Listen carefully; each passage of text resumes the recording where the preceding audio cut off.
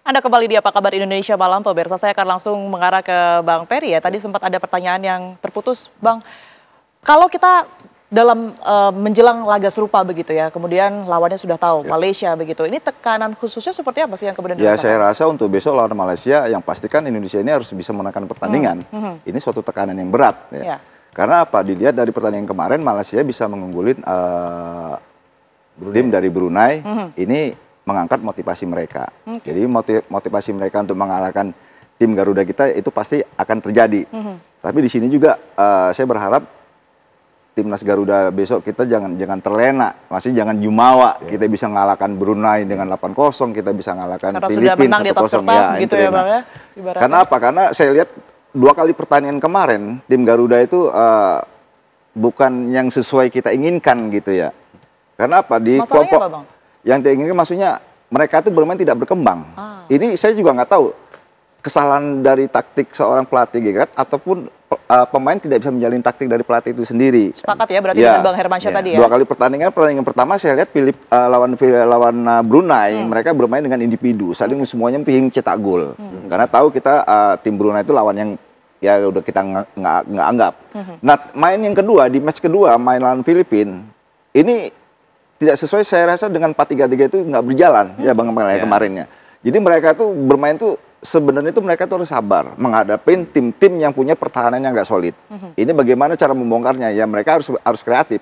Nah untuk bermain dengan Malaysia ini besok tim Malaysia ini bermain terbuka. Nah ini bermain terbuka inilah yang kita inginkan. Kenapa?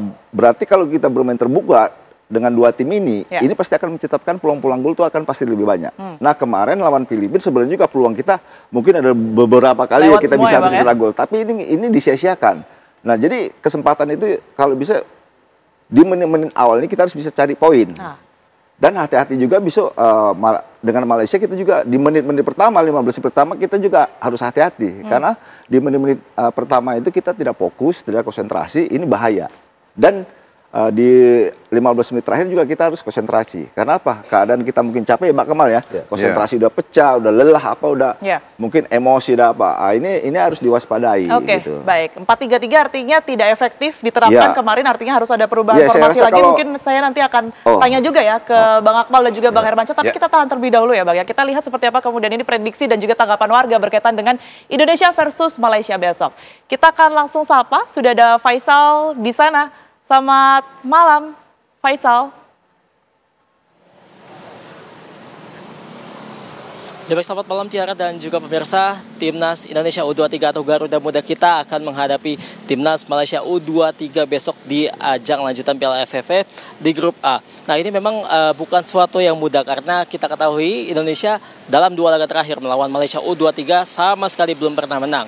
Untuk pertandingan pertama Indonesia kalah oleh Malaysia U23, lalu satu lagi hasil imbang. Tentunya ini bukan suatu hal yang mudah yang akan dihadapi oleh skuad Garuda Muda kita. Namun tentunya untuk lanjut ke babak berikutnya Indonesia hanya butuh waktu, hanya butuh hasil, maksud kami hasil seri atau imbang saja. Nah sebenarnya bagaimana sih tanggapan warga atau pendukung dari skuad Garuda Muda kita soal hasil pertandingan besok? Kita langsung tanya saja. Selamat malam Bang. Selamat malam. Boleh kenalan nama siapa? Saya Naufal. Naufal, Indonesia lawan Malaysia U23 besok di Piala AFF. Bagaimana menurut Abang prediksinya? Kemungkinan Indonesia harus bisa menang ya, karena ini ada duel serumpun Melayu Indonesia lawan Malaysia. Ini terakhir kali mungkin 2019 mungkin terakhir kali pertemuan Indonesia dengan Malaysia, dan apalagi kita akan bermain di hadapan publik sendiri, pasti pelatih Gerald Vandenberg sudah mempersiapkan yang terbaik. 2 laga kemenangan ini menjadi modal berharga untuk menghadapi tim asal negeri jiran. 2 laga terakhir melawan Malaysia U23 belum pernah menang, 1 kalah dan 1 seri. Apa sih Bang kesulitan Indonesia untuk melawan Malaysia sebenarnya menurut Abang? Sebenarnya kita dalam beberapa edisi terakhir agak kurang solid ya. Mungkin di tangan Gerald Vandenberg ini mungkin agak terlihat ya. Mungkin di laga pertama kita bisa menang 8-0 lawan Brunei, terus yang kedua kita bisa menang 1-0 walaupun agak keberuntungan lewat gol bunuh diri tadi. Tapi kita lihat jauh lebih solid untuk bisa meraih kemenangan pada pertemuan Senin nanti. Oke. dua laga terakhir 1-0 dan 8-0 melawan Filipina dan juga Brunei. Apakah itu cukup untuk modal Indonesia melawan Malaysia besok? Ini jadi percaya diri tinggi untuk bisa mewujudkan kita lolos ke babak 4 besar di Piala AFF U23 2025 ini. Oke. Terakhir Bang, prediksi skor dan harapannya untuk besok Indonesia Malaysia.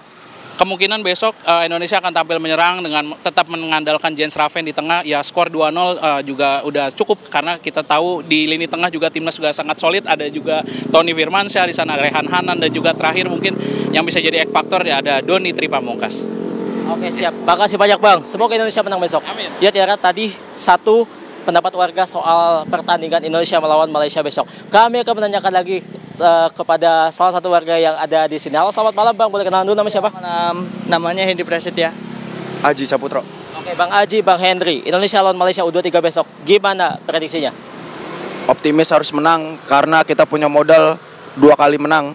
Lawan Brunei 8-0, lawan Filipina 1-0, walaupun keberuntungan karena open goal, tapi tetap optimis besok menang.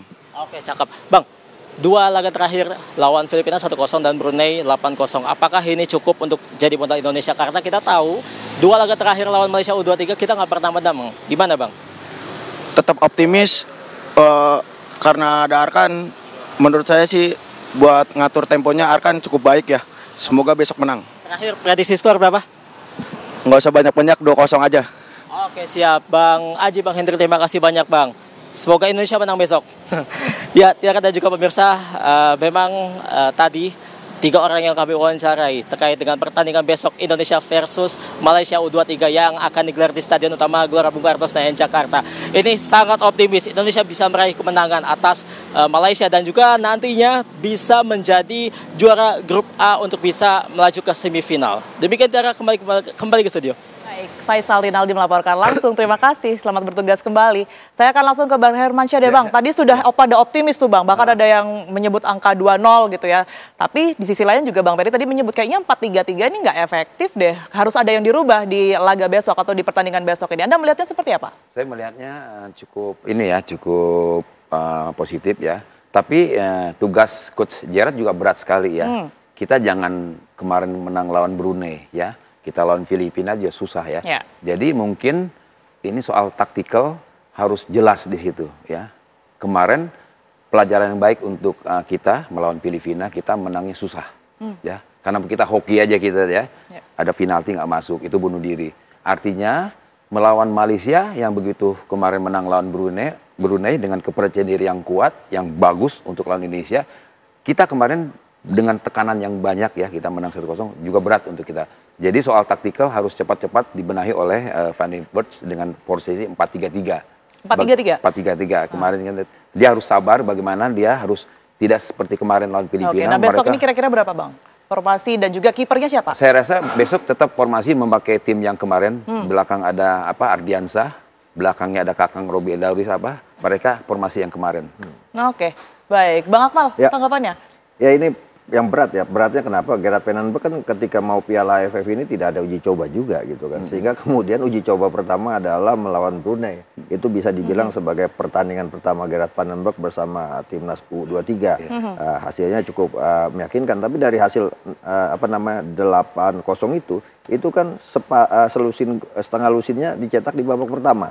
Artinya ketika di babak kedua gairah kita untuk mencetak gol sudah hilang gitu kan, sudah habis. Sampai kemudian ketika melawan Filipina kita bisa dibilang kesulitan untuk membobol gawang Filipina. Artinya ini ada masalah yang harus dibenahi. Pola 4-3-3 ini kan konsepnya Belanda gitu kan, gaya Belanda total footballnya, dan itu kan pernah juga digunakan oleh Patrick Kluivert ketika pertama kali debut melawan Australia, kita pakai 4-3-3, kita kalah 1-5 ketika itu. Nah, artinya apakah kemudian Gerard Van den Berg mau melakukan sedikit perubahan, misalnya pakai 3 back seperti yang dilakukan di timnas senior saat ini juga, dengan 3 back kemudian sehingga lini tengahnya lebih kuat dengan 3-4-3 gitu kan, akan lebih solid dan lebih kuat, dan ini juga pastinya akan ada evaluasi yang dilakukan. Tapi menurut saya pertandingan ini adalah pertandingan yang sebenarnya buat Indonesia tidak begitu besar pengaruhnya. Imbang saja kita sudah jadi juara grup. Tapi lagi-lagi yang harus diwaspadai justru Malaysia, karena pelatih Nafuzi Zain sudah mengatakan Indonesia ini tim yang favorit juara gitu kan.